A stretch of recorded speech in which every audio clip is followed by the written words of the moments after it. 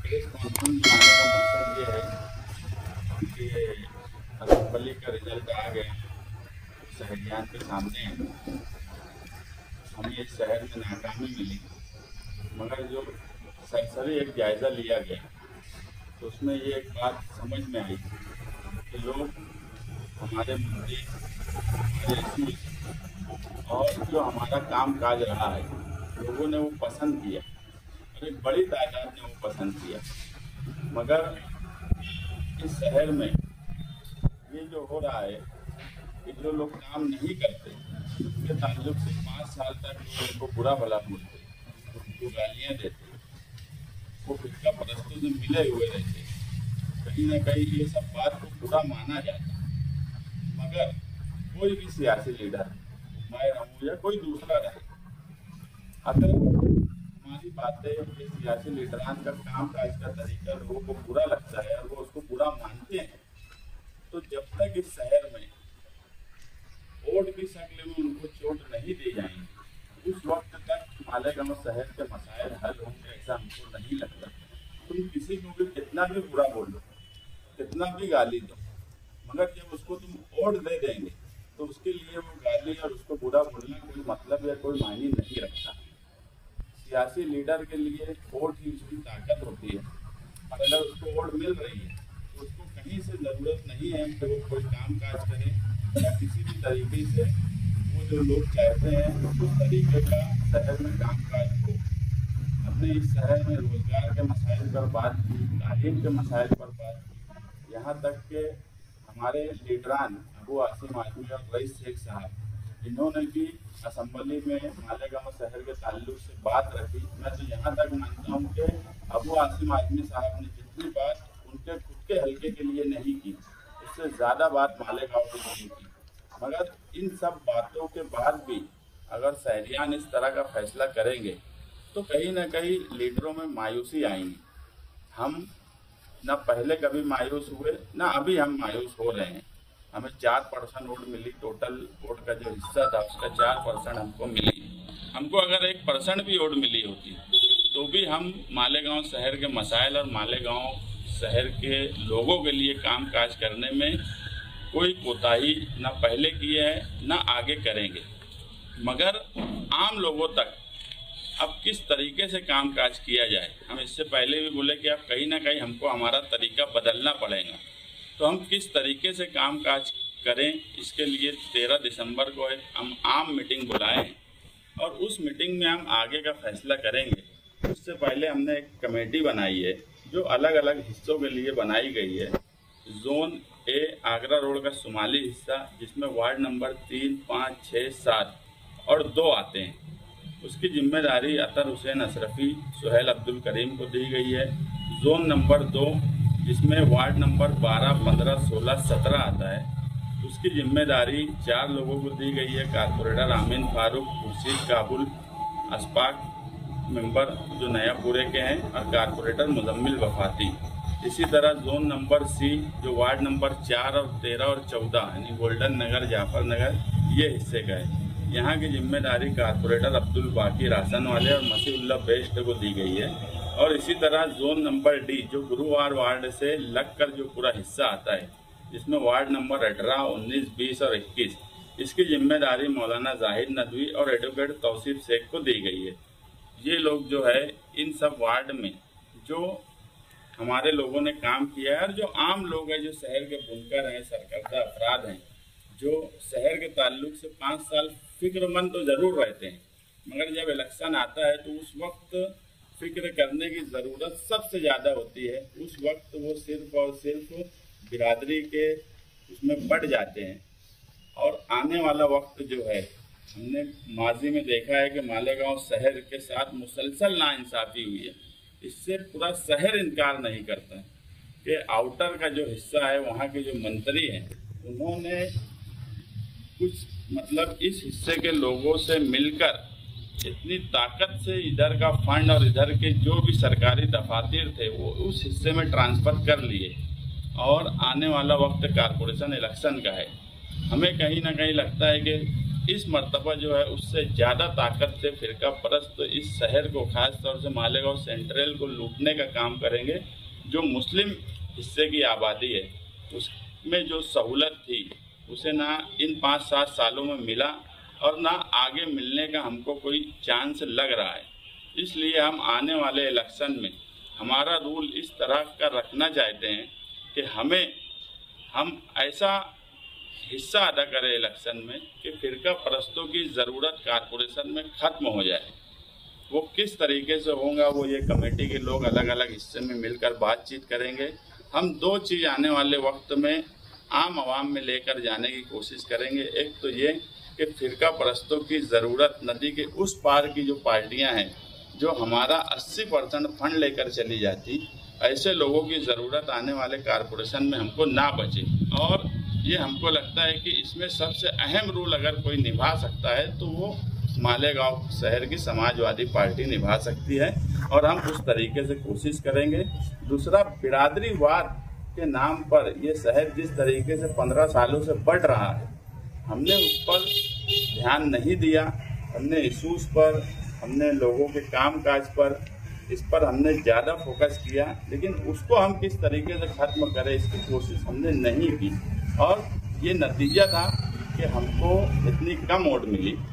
ये सिर्फ और सिर्फ बिरादरीवाद होने की वजह से हुआ। तो वो किस तरीके से ख़त्म हो, या हम क्या रूल ऐसा हमारा रहे इलेक्शन में, किसके साथ हम किस तरीके का रूल अदा करें, ये हम तय करेंगे ताकि बिरादरीवाद खत्म हो। और शहर काम काज को लेकर शहर के जो हालात हैं, इससे मैं फिर बोलता हूं कि मालेगांव शहर में जो सरसरी हमने एक जायज़ा लिया उसमें ये बात बिल्कुल साफ हुई कि शहर के हालात बिल्कुल ख़राब हैं और शहर तामीर और तरक्की के नाम पर यहाँ कुछ नहीं हो रहा है। फिरका परस्तों ने इस शहर में जो होना चाहिए था वो होने नहीं दिया। और इससे पहले भी हम यही बोलते थे कि फिरका परस्तों ने अपना तरीका बदल लिया है। अब वो लोग जो है, हमें बुनियादी सहूलत ना मिले, हमें कोई ऐसा सरकारी दफातर जो इस हिस्से में कामकाज के लिए वो ना मिले, इस तरह की फिरका परस्ती की जा रही है और शहर की मिल्ली शनाख्त जो है उसको खत्म करने की कोशिश की जा रही है। और आज जो है सरकार में जो महायुति बीजेपी की सरकार बनी है वो बहुत मजबूत सरकार बनी है और इतनी मजबूत सरकार के बाद फैसले अब उससे ज़्यादा मालेगांव शहर के लिए खतरनाक साबित होंगे, क्योंकि आप देखेंगे पार्लियामेंट का जो इलेक्शन था वो कहीं ना कहीं उसके रिजल्ट को भी महाराष्ट्र में एक इशू बनाया गया, मतलब मालेगांव को टारगेट किया गया। बार बार नीतीश राणे जो है, जब कमजोर सरकार थी, मिली जुली सरकार, कभी कोई इधर आ रहा, जब कोई उधर जा रहा, उस वक्त मालेगांव शहर को मुसलसल टारगेट किया गया। अब बहुत मजबूत सरकार के साथ जब सरकार बनेगी तो हम ये मानते हैं कि महाराष्ट्र में सबसे ज़्यादा टारगेट मालेगांव शहर होगा। और ऐसे वक्त में अगर हम खामोश हो गए तो मालेगांव शहर में कोई कुछ करने वाला नहीं, लोग फिरका परस्तों के जूते संभालने में मस्त रहने वाले हैं। इसलिए हम आम लोगों में फिरका परस्तों के खिलाफ किस तरीके से लड़ा जाए और हमारी जो बुनियादी ज़रूरत है या हमारा जो हक है वो हमको किस तरह मिले और आने वाले इलेक्शन में बिरादरीवाद किस तरह खत्म हो, इसकी कोशिश करने वाले। ये कैसे बढ़ेंगे आप? मैं एक बात क्या बोला, 2 बातें हमने जो बुनियादी बात जो आप बोले कि फिरका परस्तों की बात, दबदबे की बात, हम इस पे इलेक्शन लड़े, ये बात बिल्कुल सच है। हमारी कैंपेनिंग भी इस पे थी, ये भी बात बिल्कुल सच है। तो ये हो सकता है कि हमको जिस तरीके की कोशिश करना चाहिए उस तरीके की हम कोशिश नहीं कर पाए। आम आवाम को जो बात हमको समझाना चाहिए था वो हम उस ढंग से नहीं समझा पाए। उसकी बुनियादी वजह जो सरसरी हमको लगी वो बिरादरीवाद हो गया। लोगों ने हमारे, देखो इलेक्शन 2 किस्म का होता, एक इलेक्शन ये होता कि किसी के खिलाफ वोट देना और एक इलेक्शन ये होता कि किसी ने हमारे खिलाफ वोट नहीं दी। लोगों ने सिर्फ बिरादरी के नाम पे बढ़ गए। और मैं जो बोला इससे पहले कि इस शहर में 5 साल किसी लीडर को बुरा भला बोलना और उसके बाद उसी को वोट दे देना सिर्फ बिरादरी के नाम पे, और ये इसको हराएगा वो उसको जिताएगा, तो मसाइल हल नहीं होंगे।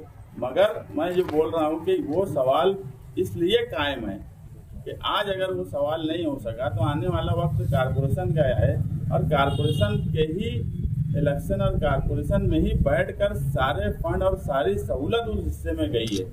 और आज महाराष्ट्र में भी मजबूत सरकार है, और आउटर के मंत्री जो है वो पीछे से ज़्यादा मजबूत आज हो गए हैं। तो हमें कहीं ना कहीं ये डर है कि फिर वो सब चीज़ें इस शहर में होंगी, तो हम अब उसको और अच्छे ढंग से लोगों के सामने लेके जाएंगे और लोगों को समझाने की कोशिश करेंगे।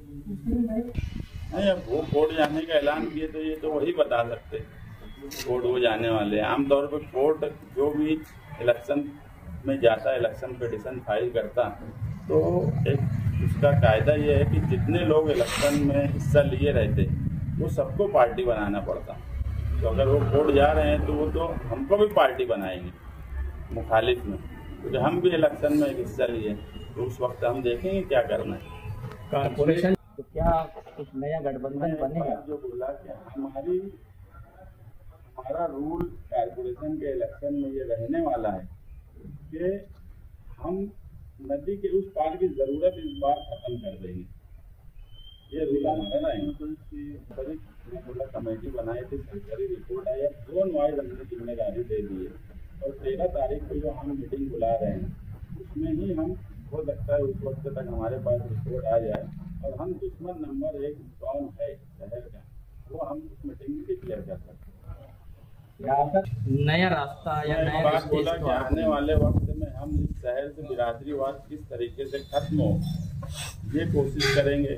दूसरा कि हमारा जो रूल है वो हर हाल में ऐसा रूल हमारा कारपोरेशन इलेक्शन में रहने वाला है कि जो उस हिस्से की ज़रूरत है वो खत्म करें, और हर इलेक्शन का तरीका अलग होता।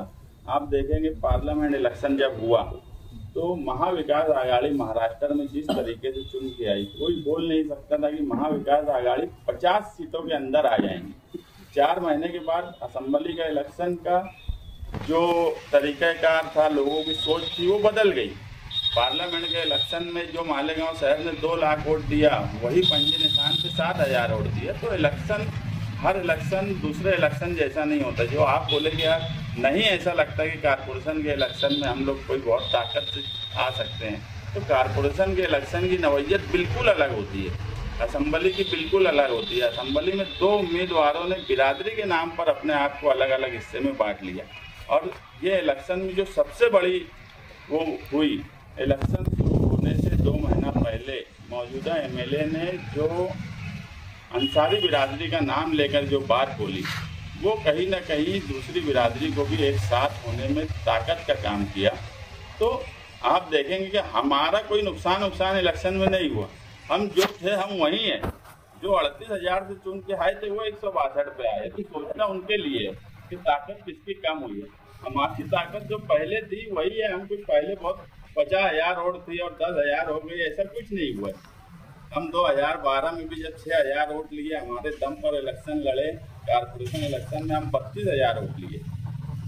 कारपोरेशन इलेक्शन जब हम 2000 उसके बाद अपने उस पर लड़े थे तो 32,000 वोट 2012 में हम लिए थे, हमारी 4 सीट आई थी। तो इलेक्शन की नवैयत अलग अलग होती है। कोई इलेक्शन एक इलेक्शन का रिजल्ट का दूसरे इलेक्शन में फर्क पड़ता है, ऐसा मैं नहीं मानता, और कहीं पे ऐसा नहीं। तो क्या कारपोरेशन के अंदर ये गठबंधन की तरफ नहीं? नहीं, देखो तारीफ कौन कर रहा, मैं खुद तकरीर नहीं सुना, तो बहुत लंबी तकरीर रहती मालेगांव में, अब लीडरों की इतना टाइम मिल नहीं पाता। अभी है टाइम, मगर उसके बाद भी नहीं सुना। बात ये है कि काम काज को लेकर अगर सच बात देखेंगे तो ये कोई हमारे अपोज का आदमी भी और एक आम आदमी भी या मीडिया वाले खुद भी इस बात से इनकार कर ही नहीं सकते कि इस शहर में अगर अवामी और गरीबों का काम काज करने के लिए अगर कोई सरे फहरिस्त है तो बहरहाल समाजवादी के लोग हैं। इससे इनकार कोई नहीं कर सकता। लेकिन आम लोग जो है वो जिनको 5 साल बुरा भला बोलते हैं, हम वही एक बात जो बोले कि ओट की चोट से ही मसाइल हल होंगे, इसी पे हम आगे इलेक्शन लड़ने वाले। और दुनवानी के